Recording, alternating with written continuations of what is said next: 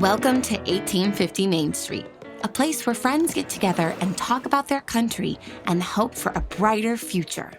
Your hosts have built this spot over the past 40 years, meeting every day with people who are in the headlines and behind the real stories. Today, Rob Walgate and Alan C. Duncan from the Public Square are joined by David Zanotti, the CEO of the American Policy Roundtable. President Biden isn't supposed to leave office until January, but he's already given a farewell speech. Did it give us a clear picture of what the next 6 months are going to look like? Can we do a line-by-line or a thought-by-thought reaction to President Biden's speech? It's 11 minutes.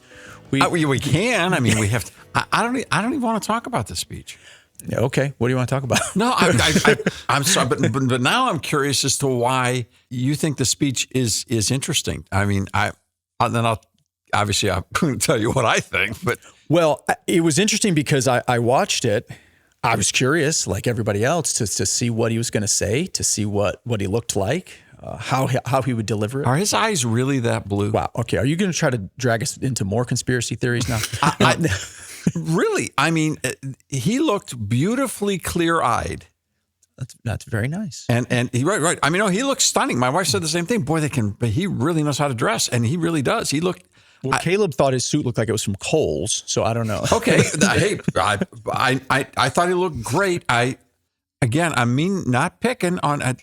We'd make the same criticism of Fox News. How much time did you spend in hair and makeup? I know one thing. I got kicked out of hair and makeup once there for John Stossel. They were in the middle of mine, and they're like, "You got to get out." You're I'm gone. like, "What do I got to do?" Rob, one of the funniest times when Christian Klein and I were trying to put makeup on you for a video shoot in our office, which is the first and last time we ever tried to do that again. I remember falling on the ground. I was laughing so hard at trying to do that, and we've never done it since. So. Putting makeup on Rob. Yeah, on Rob. Yeah. We tried to put makeup on Rob for a video shoot, and I couldn't take it seriously. My tongue is bleeding right now. I have so many comments. I'm not going to say any of them. I want to hear them, though, and I'll edit them if we need to. And look, it doesn't matter to me. If Donald Trump has endured at least 6, if not 8 or 10 years of being called the Orange Man, justifiably so. Sure, if the shoe fits. All right. And so I'm not going to get past the fact that either they put Joe in a lawn chair out in Maryland by the beach, and he had a great private time as far as skin tone and tanning, or they got the best spray artists in the world because he looked terrific. Was there a bruise on his chin? I keep seeing people talk about that. I don't know. I didn't see it. And honestly, given the fact that we hadn't seen him, he was sick, et cetera, there's zero conspiracy in this at all, other than the blueness of the eyes, which I don't remember. Who knows? Maybe he's just having a really clear idea. He looked great. And for that, I'm grateful. I hope he feels half as good as he looked. I really do. Because this is obviously, I mean, what are we going to get involved in elder abuse? I mean, we pick on an old guy that. I think somebody give him credit for working that hard. I mean, this guy is really working hard to hold on to a job that, other than his wife and kids, nobody wants him to have anymore. Well, you mentioned his wife and kids. There is a picture going around after the address. It looks like members of his family, some young women. I don't know if it's his granddaughters who are up there. They're hugging him and crying. It's an emotional picture to see on a human level. And it should be. And you know what? I'm going to give him another point of credit. A kid who stuttered from Scranton, Pennsylvania, became the president of the United States. He's from Scranton? Yeah. He stutters? Is that verified? Yeah. I mean, I know that's true. Oh, yeah, that's that, true. He's from Scranton. Yeah. So I don't know. Is this like Steve Carell's ultimate final role in life? I don't know. But I mean, look, we've got to see the humanity of these people, and I think it's a test of our spirituality. Now, that being said, I haven't thrown anything at my television set in a long time. Fortunately, the water bottle didn't have enough projectile to hit the screen with any intensity, but I did hurl it the whole way across the room because some of the stuff, when he started quoting Benjamin Franklin coming out of Constitution Hall, telling us it's a republic if you can keep it. Now the choice is up to you, the American people. When you make that choice, remember the words of Benjamin Franklin hanging on my wall here in the Oval Office. alongside the busts of Dr. King and Rosa Parks and Cesar Chavez. When Ben Franklin was asked, as he emerged from the convention going on, whether the founders have given America a monarchy or republic, Franklin's response was, a republic, if you can keep it. A republic, if you can keep it. Whether we keep our republic is now in your hands. The water bottle flew straight to the television set because I wanted to say, Mr. President, for 8 years or however long, 4 years, and for at least 4 years, you have been the singular definer, telling us that you are here to save the soul of the nation, that the soul of the nation is democracy, and that is an unabashed crock. Well, he said at the beginning of this speech. Yeah. Yes. Yeah. But now he's quoting Franklin in a republic. So you weren't happy that he got there? I'm sorry. Call me a skeptic. Okay. Yeah. Yeah. No, I wasn't happy. But you're right. It is a farewell speech. It is a presidential farewell speech. What's funny is, wait a minute. He's still president. We got 5 months to go at least. Yeah. Is that a farewell speech or was that a subtle campaign speech? Well, and if it was a subtle campaign speech, I had to say that I wonder how many people from the Justice Department basically reviewed the text before to remind him that the Hatch Act prohibits him from doing a campaign speech from behind the Resolute desk. That's against the law. So I'm watching him go right up to the edge, toes over the edge, and then back. Thanks for stopping by at 1850 Main Street. We're glad you're here. Do you want to learn more about what's really going on behind the scenes in public policy? Tune in to the Public Square on over 200 radio stations coast to coast, or download the free Public Square mobile app from your app store. Just look for The Lamppost. Find out what America's talking about at thepublicsquare.com.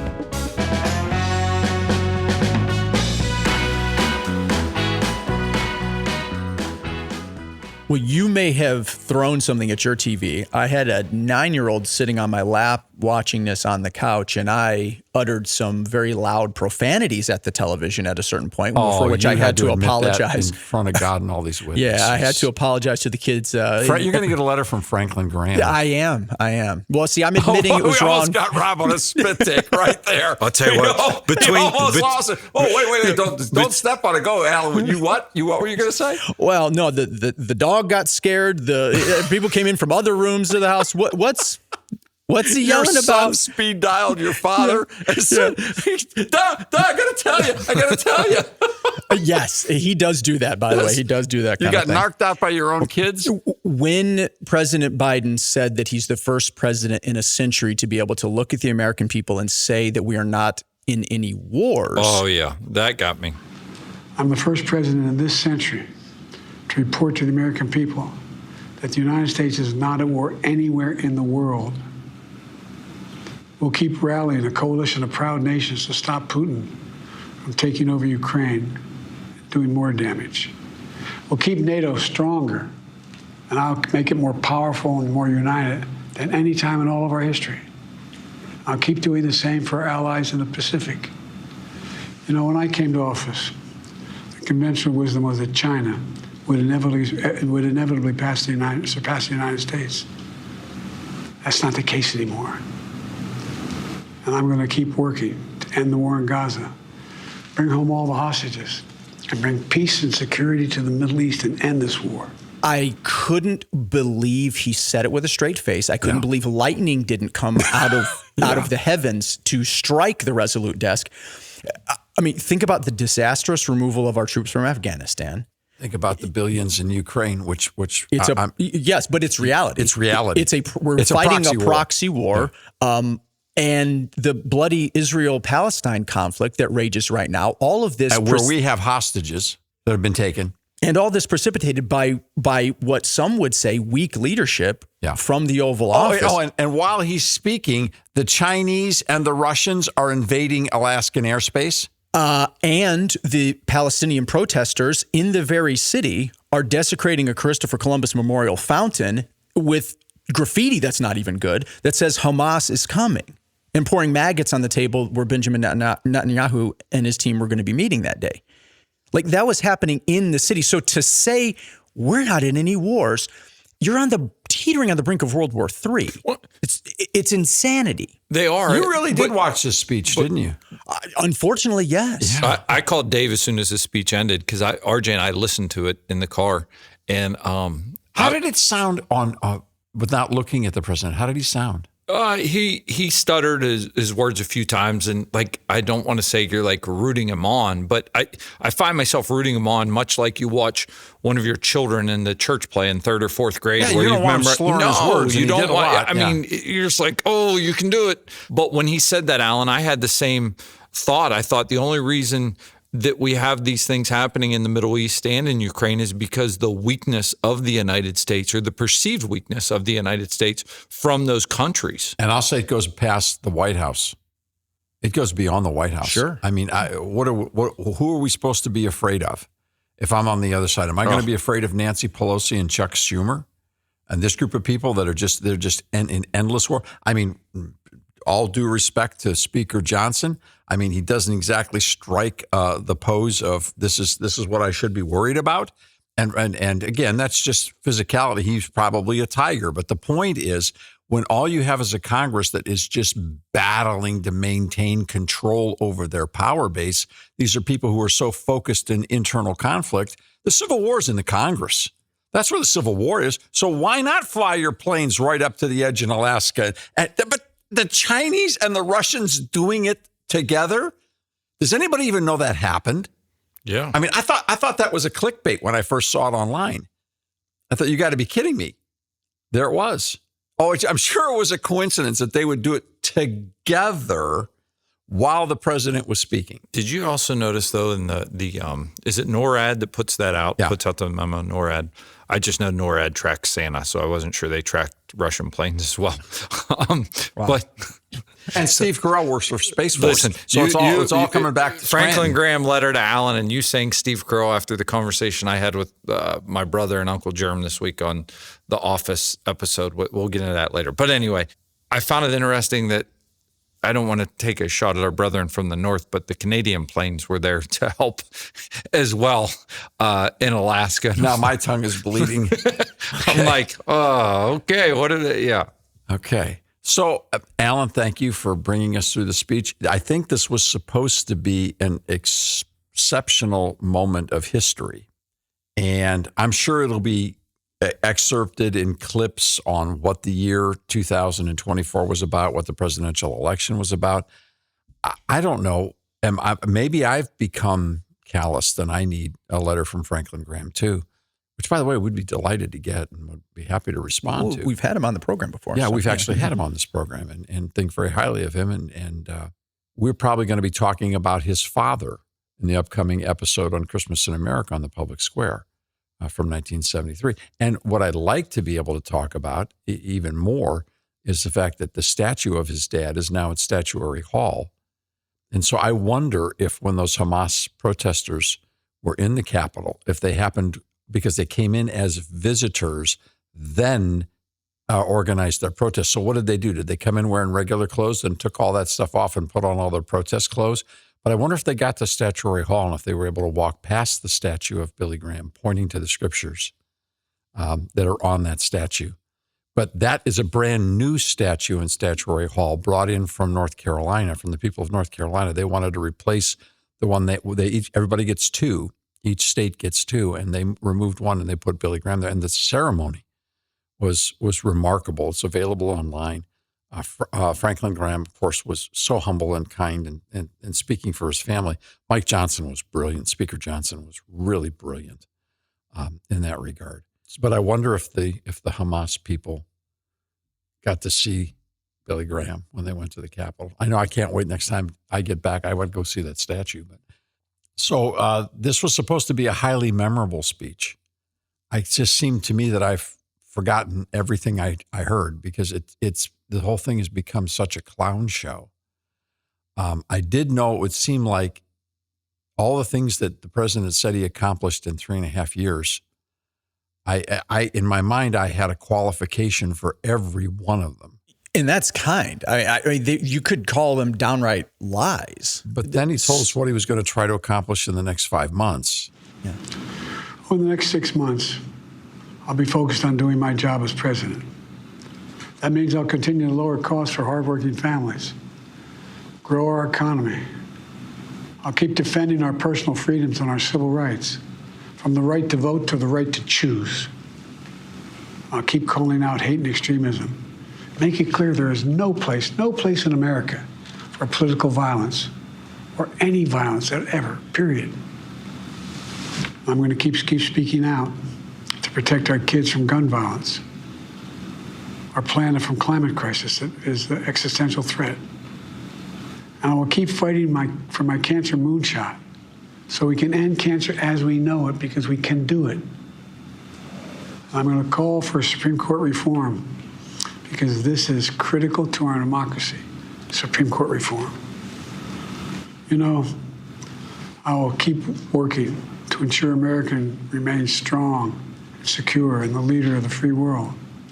And then I said, somebody definitely needs to check the medicine cabinet. Did I hear, I know I heard him correctly, but I'm just making sure in front of witnesses, where he said crossings at the southern border are lower now than they were when he took office. Yeah. We're also securing our border. Border crossings are lower today than when the previous administration left office. I mean, I don't know. Maybe there's a definitional point in all that. All I know is that the caravans are coming. I mean, we've got people writing Hamas is coming in the Capitol. We've got caravans that we can see and track. Okay. I was with people in the business world this week, one in banking, one in construction and building, and they're talking, and they're like, they said November matters. They weren't talking about just the White House. They were talking about congressional races. They were talking about Senate races. They were talking about state races because of tax policy, because of the environment where businesses can thrive. Check me out on this. I mean, I came to the conclusion today, and I don't exactly know where between the writing and the recording and the walking and all the different things and the studying that I was doing, all I could come up with is clown show. I mean, this has become a clown show. I'm more interested now in going home at night and checking the news clips across the different organizations, because it's like as interesting as watching The Office or Parks and Rec or I'm going to have to delete Twitter or X off my phone. It's bad. It's become bad. I'm going to have to take a break. I just keep checking it. I just can't not look from the assassination attempt on through last night as we're recording this. I just keep looking. Like, I still don't have it, but I've been thinking in that since now it seems like when Twitter basically blew up the networks. Yeah, well, they're breaking the news. You know, people are breaking the news there. Yeah. So that's why it's worth having. I'm not saying I'm going to delete my account, but I need to put it on, just look at it on the computer so I don't have it in my pocket all the time. Somebody get Elon Musk to call us at the public square. Would you? Yeah. We should talk. We should talk to Elon Musk. I don't know. I feel like if we could talk to Elon Musk, I could know whether or not it was really worth it going on Twitter or not. Because does he really mean to try to break the circle? I mean, is he really trying to spare us, help us from the technological surveillance state and the takeover? Did you recently see what he spoke with Jordan Peterson about his son getting caught up in the transgender movement? This guy has got, and I don't know, maybe courage empowered by being one of the 10 richest people in the history of the planet is an easier commodity to come by. Maybe he has no fear of loss because you just can't take it. You can't take it all away from him because there's so much. Maybe he's lost. Maybe that's where I don't know. But I know one thing: he's saying stuff that stopping me in my tracks. Well, but and he put $44 billion on the table, not to allow one side to have a voice. He allowed it to have one side to have an equal voice. Mm-hmm. He didn't take away any of the voice from the left. With all respect, that's going to probably cost him $200 million. It's still going to be one big zero short. Yeah. Of what the other side's doing, because they have been traditionally spending $2 billion in that arena, which is going to take us to the next conversation, because now the question is, if Elon Musk doesn't take over the post office in a real hurry, what's going to happen to this election?